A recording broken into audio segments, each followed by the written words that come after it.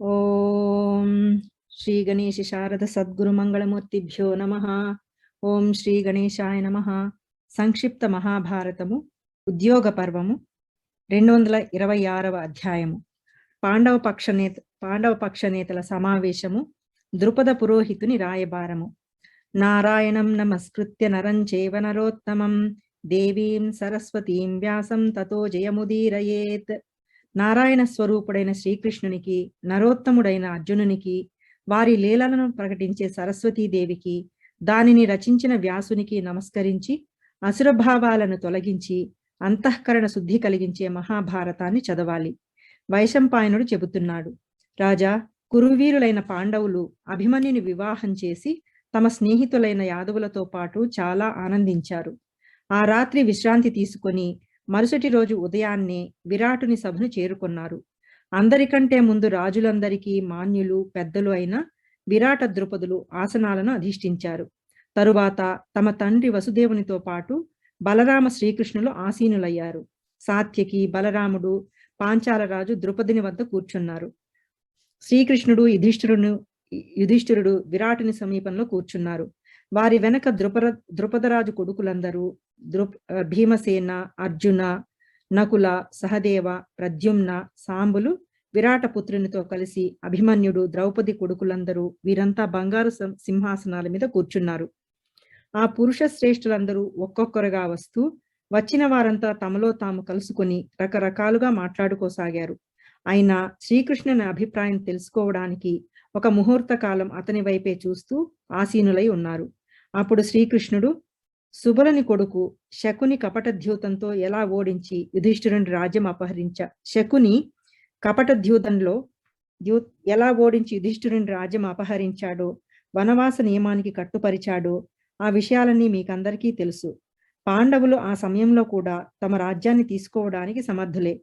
అయినా వారు సత్యానికి కట్టుబడిన వారు కాబట్టి 13 సంవత్సరాల పాటు ఆ కఠిన నియమాన్ని పాటించారు. కౌరవ పాండవులకు ధర్మానుకూలము, కీర్తికరమైన ఉపాయాన్ని మీరు ఇప్పుడు ఆలోచించాలి. ఎందుకంటే ధర్మరాజు యుధిష్ఠిరుడు అధర్మంగా వచ్చే దేవరాజ్యాన్నైనా పొందాలనుకోడు.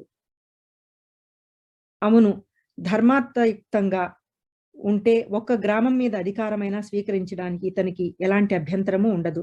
ధృతరాష్ట్ర పుత్రుల కారణంగా సహింప శక్యం కాని కష్టాలు అనుభవించవలసి వచ్చినా వీరు ఎప్పుడూ తమ స్నేహితులతో పాటు వారి మేలునే కోరుకుంటారు. తమ బాహుబలంతో రాజులందరినీ జయించి పొందిన ఆ తమ రాజ్యాన్ని మాత్రమే ఈ పురుష శ్రేష్ఠులు కోరుకుంటున్నారు. చిన్నతనం నుండే క్రూర స్వభావులైన కౌరవులు వీరి వెంటపడి వీరి రాజ్యాన్ని కబళించడానికి రకరకాలుగా కుట్రలు పన్నారు అనే విషయం కూడా తమకు తెలియందేమీ కాదు. ఇక ఇప్పుడు పెరుగుతున్న వారి లోభము, యుధిష్ఠిరుని ధర్మజ్ఞత, వీరి పరస్పర సంబంధము ఆలోచించి మీరందరూ కలిసి విడివిడిగాను ఏదో ఒక విషయాన్ని నిర్ధారించండి. వీరు ఎప్పుడూ సత్యానికే కట్టుబడి తమ ప్రతిజ్ఞలను కూడా చక్కగా పాటించారు. కాబట్టి ఇప్పుడు ధృతరాష్ట్ర సుతులు అన్యాయం చేస్తే మాత్రము వీరు వారిని చంపుతారు. ఈ వ్యవహారంలో వారి అన్యాయాన్ని చూసి వీరి సుహృద్గణమంతా కూడా వారిని ఎదుర్కొంటుంది. అయినా ఇప్పటి వరకు మనకు దుర్యోధనుడు ఏం చేయాలనుకుంటున్నాడో అతని ఉద్దేశ్యం స్పష్టంగా తెలియలేదు. ఎదుటి పక్షం వారి ఆలోచన తెలియకుండా ఏ కర్తవ్యాన్ని అయినా మీరు మాత్రం ఎలా నిశ్చయించగలుగుతారు? కాబట్టి వారికి నచ్చచెప్పి యుధిష్ఠిర మహారాజుకు అర్ధరాజ్యం ఇప్పించడానికి ఇక్కడి నుండి ఎవరైనా ధర్మాత్ముడు, పవిత్ర చిత్తుడు, కులీనుడు, సావధానుడు, సమర్థుడు అయిన వ్యక్తి దూతగా వెళ్ళాలి అని విషయాన్ని అందరి ముందు ఉంచాడు. రాజా, శ్రీకృష్ణుని మాట ధర్మార్థయుక్తము, మధురము, పక్షపాత రహితమును. బలరాముడు దానిని మిక్కిలి కొనియాడాడు. ఆపై మీరు శ్రీకృష్ణుని యొక్క ధర్మార్థానుకూలమైన మాటలను విన్నారు. అవి ధర్మరాజుకు ఎలాగో దుర్యోధనునికి అలాగే మేలు చేసేవి. వీరులైన కుంతీపుత్రులు అర్ధరాజ్యాన్ని కౌరవులకు వదిలి మిగిలిన అర్ధభాగానికే ప్రయత్నించాలనుకుంటున్నారు. కాబట్టి దుర్యోధనుడు అర్ధరాజ్యం ఇచ్చి వేస్తే వారు చాలా ఆనందిస్తారు. కాబట్టి దుర్యోధనుని ఉద్దేశం తెలుసుకొని దానిని యుధిష్ఠిరునికి నివేదించడానికి దూతను పంపే మాట అయితే, ఈ రీతిగా కౌరవ పాండవుల వ్యవహారం పూర్తి అయితే నేను చాలా సంతోషిస్తాను. అక్కడికి వెళ్లే దూత సభలో కురుశ్రేష్ఠులైన భీష్మ, ధృతరాష్ట్రులు, ద్రోణ, అశ్వత్థామలు, విదురుడు, కృపాచార్యుడు, కర్ణ శకునులు, శస్త్రాస్త్ర పారంగతులైన ధృతరాష్ట్రుని మిగిలిన కొడుకులు ఉండగా విద్యా వయోవృద్ధులైన నగరవాసులు అక్కడికి వచ్చినప్పుడు వారందరికీ నమస్కరించి యుధిష్ఠిర మహారాజు యొక్క కార్యం సిద్ధించే మాటలు చెప్పాలి. ఎట్టి పరిస్థితుల్లోనూ కౌరవులకు కోపం తెప్పించకూడదు. వారు బలవంతులమయ్యే ఇతని ధనాన్ని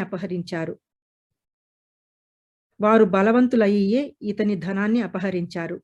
యుధిష్ఠిరునకు జూదమునందు ఆసక్తి ఉంది. తనకు ప్రియమైన ద్యూతాన్ని ఆశ్రయించడం వల్లనే వారు ఇతని రాజ్యాన్ని హరించారు. శకుని ఇతనిని జూదంలో ఓడించాడంటే ఇందులో అతని అపరాధం ఉందని అనలేము అన్నాడు. బలరాముని ఈ మాటలు వింటూనే సాత్యకి ఒక్కసారిగా కోపంతో లేచి నిలబడ్డాడు. అతని మాటలను ఈసడిస్తూ, మనిషి తన మనసులో ఉన్న మాటలనే పైకి చెప్తాడు. మీరు కూడా మీ మనసులోని మాటలనే చెబుతున్నారు. లోకంలో వీరులు ఉంటారు, పిరికి వాళ్ళు ఉంటారు. లోకులు ఈ ఇరుపక్షాలను జాగ్రత్తగా గమనిస్తూ ఉంటారు. ధర్మరాజుకు జూదం ఆడడం చేత కాదు అనేది నిజము. శకుని ఈ విద్యలో పారంగతుడు. పైగా యుధిష్ఠిరునికి దాని మీద ఆసక్తి లేదు. ఈ స్థితిలో అతడు ఇతనిని జూదానికి ఆహ్వానించి జయిస్తే అతని ఈ జయం ధర్మానుకూలం ఎలా అవుతుంది? యుధిష్ఠిరుడు వనవాస కాలాన్ని పూర్తి చేసి ఇప్పుడు స్వతంత్రుడయ్యాడు. తన పైతృక రాజ్యానికి అధికారి అయ్యాడు. ఈ స్థితిలో ఇతడు వారిని యాచించాలా? ఇది ఎలా సంభవము? భీష్మద్రోణ విదురులు కౌరవులకు ఎంతగానో నచ్చజెప్పారు. అయినా పాండవులకు వారి పైతృక సంపదనివ్వడానికి అతనికి ఇష్టమే లేదు. ఇప్పుడు నేను రణభూమిలో నా వాడి బాణాలతో వారిని చక్క చేస్తాను. యుధిష్ఠిరుని పాదాల మీద వారి శిరస్సులు పారాడేలా చేస్తాను. వారు ఇతని ముందు తల వంచడానికి సిద్ధపడకపోతే తన మంత్రులతో పాటు యమరాజు ఇంటికి వెళ్తాడు. సంగ్రామ రంగంలో గాంధీవధారి అర్జునుని, చక్రపాణి శ్రీకృష్ణుని, ధనుర్ధరుడైన భీముని, ధనుర్ధరుడైన నకులుని, సహదేవుని, వీరవరులైన విరాట ద్రుపదులను, నా వేగాన్ని సహించగలిగే వారెవరు? దృష్టద్యుమ్నుడు, ఉప పాండవులు, ధనుర్ధరుడైన అభిమన్యుడు, యముని వలె సూర్యుని వలె ప్రతాపశాలులైన గద, ప్రద్యుమ్న సాంబాదులు, వీరి ఉరవడిని సహించే ధీరులెవరున్నారు? శకునితో పాటు దుర్యోధన కర్ణులను చంపి మేమే మహారాజు యుధిష్ఠిరునికి రాజ్యాభిషేకం చేస్తాము. ఆతతాయులైన శత్రువులను చంపడంలో ఎప్పుడూ ఏ దోషము ఉండదు. శత్రువుల ముందు చేయి చాచడం అధర్మమే కాదు, అపకీర్తికి కూడా కారణమవుతుంది. కాబట్టి ధృతరాష్ట్రుడు ఇవ్వడం ద్వారానే తన రాజ్యం పొందగలిగేలా మీరంతా జాగ్రత్తగా యుధిష్ఠిరుని మనోరథం ఈడేరేలా చేయండి. ఈ రీతిగా అతనికి ఇప్పుడే రాజ్యం లభించాలి, లేదంటే కౌరవులందరూ యుద్ధంలో చచ్చి భూమిపై నిద్రిస్తారు అని తీవ్రంగా పలికాడు. దీనిపై ద్రుపద మహాబాహు, దుర్యోధనుడు సామరస్యంగా రాజ్యం ఇవ్వడు. పుత్రవ్యామోహం వలన ధృతరాష్ట్రుడు కూడా అతనినే అనుసరిస్తాడు. భీష్మద్రోణులు దైన్యం వలను, కర్ణశకునులు మూర్ఖత్వం వలను అతని మాటనే మాట్లాడుతారు. బలదేవుని ప్రస్తావం నా బుద్ధికి కూడా మంచిదనిపించడం లేదు. అయినప్పటికీ శాంతిని కాంక్షించే వ్యక్తి అలాగే చేయాలి. దుర్యోధనుని ఎదుట ఏ రకంగానూ తీయగా మాట్లాడకూడదు. తీయని మాటలతో ఆ దుష్టుడు లోబడడని నా ఉద్దేశ్యము. దుష్టులు మృదువుగా మాట్లాడే వారిని బలహీనులను కొంటారు. మృదుత్వాన్ని చూచి వారు తమ ఉద్దేశ్యం సిద్ధించిందని తలుస్తారు. మనం ఇది చేయాలి, దీనితో పాటు వేరే ప్రయత్నము ప్రారంభించాలి. మన కోసం సైన్యాన్ని సిద్ధపరిచి ఉంచడం కోసము మనము మన మిత్రుల వద్దకు దూతలను పంపాలి. శల్యుడు, ధృతకేతుడు, జయత్సేనుడు, కేకయరాజు ఈ అందరి దగ్గరకు వేగరులైన దూతలను పంపాలి. దుర్యోధనుడు కూడా తప్పకుండా రాజులందరి వద్దకు దూతలను పంపుతాడు. ఎవరి వద్ద నుండి ముందు పిలుపు వస్తే వారికే సహాయపడతామని వారు వాగ్దానం చేస్తారు. కాబట్టి రాజుల వద్దకు ముందుగా మన పిలిపే చేరాలి. అందుకోసం త్వరపడాలి. మనం చాలా పెద్ద కార్యభారాన్ని వహిస్తున్నామని నా ఉద్దేశ్యము. నా ఈ పురోహితుడు బ్రాహ్మణుడు పండితుడు. ఇతనికి మన సందేశం చెప్పి ధృతరాష్ట్రుని వద్దకు పంపండి. దుర్యోధనునికి, భీష్మునికి, ధృతరాష్ట్రునికి, ద్రోణాచార్యునికి వీరందరికీ వేరువేరుగా చెప్పవలసిందంతా ఇతనికి చెప్పండి అని తన అభిప్రాయాన్ని సూచించాడు. శ్రీకృష్ణుడు ద్రుపద మహారాజు చాలా చక్కగా చెప్పాడు. వీరి సూచన యుధిష్ఠిరునికి కార్యసిద్ధి కలిగించేదిగా ఉంది. మనము నీతి సమ్మతంగా కార్యం చేయాలనుకుంటాము. కాబట్టి మనం ముందుగా ఇలాగే చేయాలి. వ్యతిరేకంగా ఆచరించేవాడు మహామూర్ఖుడు. వయసులోనూ శాస్త్ర జ్ఞాన దృష్టితోనూ మీరే మా అందరికంటే పెద్దలు. మేమంతా మీకు శిష్యుల వంటి వారము. పాండవుల కార్యం సానుకూలమయ్యే సందేశము మీరే ధృతరాష్ట్రుని వద్దకు పంపండి. మీరు పంపించే సందేశం తప్పకుండా మాకందరికీ అంగీకారం అవుతుంది. కురు సార్వభౌముడు ధృతరాష్ట్రుడు న్యాయంగా ఈ సంధికి అంగీకరిస్తే కౌరవ పాండవులకు భీషణ సంగ్రామం జరగదు. మోహవశుడై గర్వంతో దుర్యోధనుడు సంధికి ఒప్పుకోకపోతే కుపితుడై గాంధీవం ధరించిన అర్జునుని చేతిలో తన సలహాదారులతో బంధువర్గంతో సహా సర్వనాశనమవుతాడు అన్నాడు. తదనంతరము విరాటరాజు శ్రీకృష్ణుని సత్కరించి అతనికి బంధువర్గంతో సహితంగా వీడ్కోలిచ్చాడు. భగవానుడైన శ్రీకృష్ణ పరమాత్మ ద్వారకకు వెళ్ళాక పంచపాండవులు విరాటరాజు యుద్ధం కోసం అన్ని ఏర్పాట్లు చేయసాగారు. విరాట మహారాజు, ద్రుపద మహారాజు, వారి సంబంధీకులు రాజులందరి వద్దకు పాండవులకు సహాయం చేయమని సందేశాలు పంపించారు. ఆ రాజులందరూ పాండవుల యొక్క, విరాట, ద్రుపదుల యొక్క పిలుపు అందుకుని చాలా ఆనందంగా రాసాగారు. పాండవుల వద్ద సేన పోగుపడుతోంది. ఈ కబురు తెలిసి ధృతరాష్ట్ర సుతుడు కూడా రాజులందరినీ ఒక చోటుకు చేర్చసాగాడు. ఆ సమయంలో కౌరవులకు, పాండవులకు సహాయం చేయడానికి వచ్చే రాజులతో భూమి అంతా నిండిపోయింది. ద్రుపద మహారాజు తన పురోహితవర్య, జీవులలో ప్రాణులు శ్రేష్టం. ప్రాణులలో బుద్ధితో పనులు చక్కబెట్టుకుని జీవులు శ్రేష్టము. బుద్ధి యుక్త జీవులలో మనుష్యులు శ్రేష్ఠులు. మనుష్యులలో ద్విజులు శ్రేష్ఠులు. ద్విజులలో విద్వాంసులు ఉత్తమ స్థాయికి చెందినవారు. విద్వాంసులలో సిద్ధాంతవేత్తలు ఉత్కృష్టులు. సిద్ధాంతవేత్తలలో బ్రహ్మవేత్తలు ప్రముఖులు. మీ వంశం కూడా చాలా శ్రేష్టమైనది.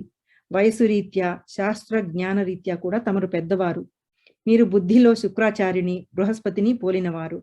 కౌరవులు పాండవులను మోసం చేశారనే సంగతి మీకు తెలిసినదే. శకుని కపట ద్యూతంతో యుధిష్ఠిరుని మోసగించాడు. కాబట్టి ఇప్పుడు వారు ఏ విధంగానూ స్వయంగా రాజ్యం ఇవ్వరు. కానీ మీరు ధృతరాష్ట్రునికి ధర్మయుక్తమైన మాటలు చెప్పి ఆ వీరుల మనసులను తప్పకుండా మార్చగలరు. విదురుడు కూడా మీ మాటలను సమర్థిస్తాడు. మీరు భీష్మ, ద్రోణ, కృపాదులలో అభిప్రాయ భేదాలు సృష్టించగలరు. ఈ రీతిగా వారి మంత్రులలో అభిప్రాయ భేదాలు కలిగితే యోధులందరూ వారికి వ్యతిరేకులవుతారు. అప్పుడు కౌరవులు వారందరినీ ఏకాభిప్రాయాలుగా చేయడంలో నిమగ్నమవుతారు. ఈ వ్యవధిలో పాండవులు చక్కని సదుపాయంతో సైన్యాన్ని సమకూర్చుకోవడము, ధనాన్ని కూడబెట్టుకోవడం చేస్తారు. మీరు సాధ్యమైనంత ఎక్కువ సమయం అక్కడ ఉండేలా ప్రయత్నించండి. ఎందుకంటే మీరు ఉండగా వారు సైన్యాన్ని సమీకరించుకునే ప్రయత్నం చేయలేరు. ఇందువల్ల ఇంకో లాభం కూడా ఉంది. మీ సాంగత్యం వలన ధృతరాష్ట్రుడు మీ ధర్మానుకూలమైన మాటలు అంగీకరించే అవకాశం కూడా ఉంది. మీరు ధర్మనిష్ఠులు కనుక వారితో ధర్మానుకూలంగా నడుచుకొని దయాద్ర హృదయుల ఎదుట పాండవుల కష్టాలన్నీ చెప్పి, పెద్దలు వృద్ధులైన వారి ఎదుట పూర్వపురుషులు అనుసరించిన కుల ధర్మాల ప్రసక్తి తెచ్చి మీరు వారి మనసులను మార్చగలరనే విశ్వాసం నాకుంది. కాబట్టి యుధిష్ఠిరునికి కార్యసిద్ధి కలగడానికి పుష్య నక్షత్రము విజయ ముహూర్తంలో బయలుదేరండి అని అన్ని వివరంగా చెప్పాడు. ద్రుపదుడిలా చెప్పాక సదాచార సంపన్నుడు, అర్ధనీతి విశారదుడు అయిన అతని పురోహితుడు పాండవులకు మేలు చేయాలనే ఉద్దేశ్యంతో తన శిష్యులతో పాటు హస్తినాపురానికి బయలుదేరాడు. హరి ఓం శ్రీ గురుభ్యో నమః. హరి ఓం. ఏతత్ సర్వం శ్రీకృష్ణ పరబ్రహ్మ చరణారవిందార్పణమస్తు. సర్వం శ్రీ సద్గురు చరణారవిందార్పణమస్తు.